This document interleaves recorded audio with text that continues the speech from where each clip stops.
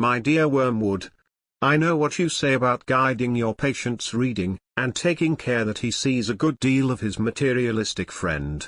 But are you not being a trifle naive? It sounds as if you suppose that argument is the way to keep him out of the enemy's clutches. That might have been so if he had lived a few centuries earlier. At that time, the humans still knew pretty well when a thing was proved and when it was not, and if it proved, they really believed it. They still connected thinking with doing, and were prepared to alter their way of life as a result of a chain of reasoning. But what with the weekly press, and other weapons, we have largely altered that. Your man has been accustomed ever since he was a boy, to have a dozen incompatible philosophies dancing together inside of his head. He doesn't think of doctrines as primarily true or false, but as academic or practical, outworn, contemporary, conventional or ruthless. Jargon is your best ally in keeping him from the church. Don't waste time trying to make him think that materialism is true. Make him think it is strong, stark, or even courageous. That it is the philosophy of the future that is the sort of thing he cares about. The trouble about argument is that it moves the whole struggle on the enemy's own ground. He can argue too. Whereas, in really practical propaganda of the kind I am suggesting, he has been shown for centuries to be greatly inferior to our Father below. By the very act of arguing you awake the patient's reason, and once it is awakened, who can foresee the results?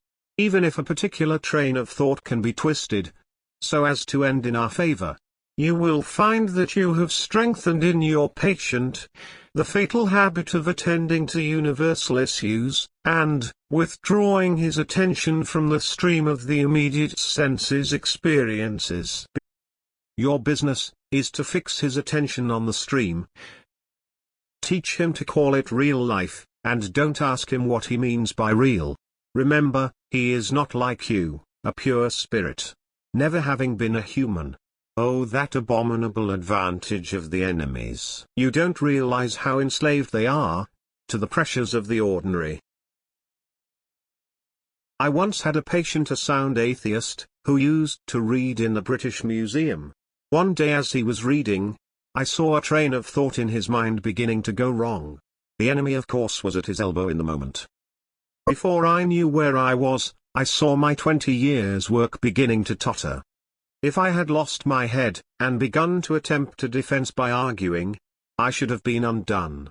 But I was not such a fool. I struck instantly at the part of the man which I had best under my control, and suggested that it was just about time that he had summer lunch. The enemy, presumably, made the counter-suggestion. You know, one can never quite overhear what he says to them, that this is more important than lunch.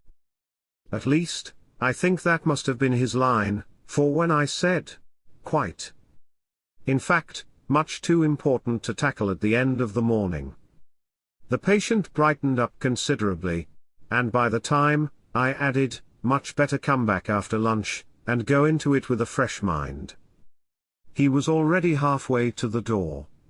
Once he was in the street, the battle was won. I showed him a newsboy shouting the midday newspaper, and a number 73 bus going past, and before he reached the bottom of the steps, I had got him into the unalterable conviction, whatever odd idea might come into the man's head when he was shut up alone with his books, a healthy dose of real life by which he met the bus, and the newsboy was enough to show him that all that sort of thing just could not be true.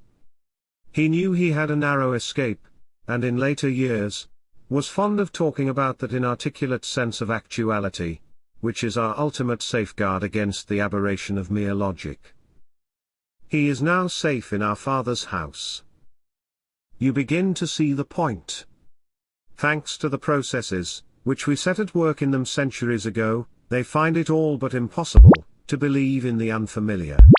While the familiar is before their eyes, keep pressing home on him the ordinariness of things.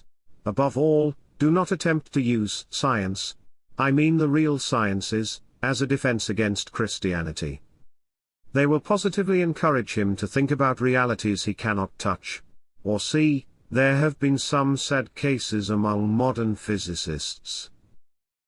If he must dabble in science, keep him on economics, and don't let him get away from the invaluable, real life.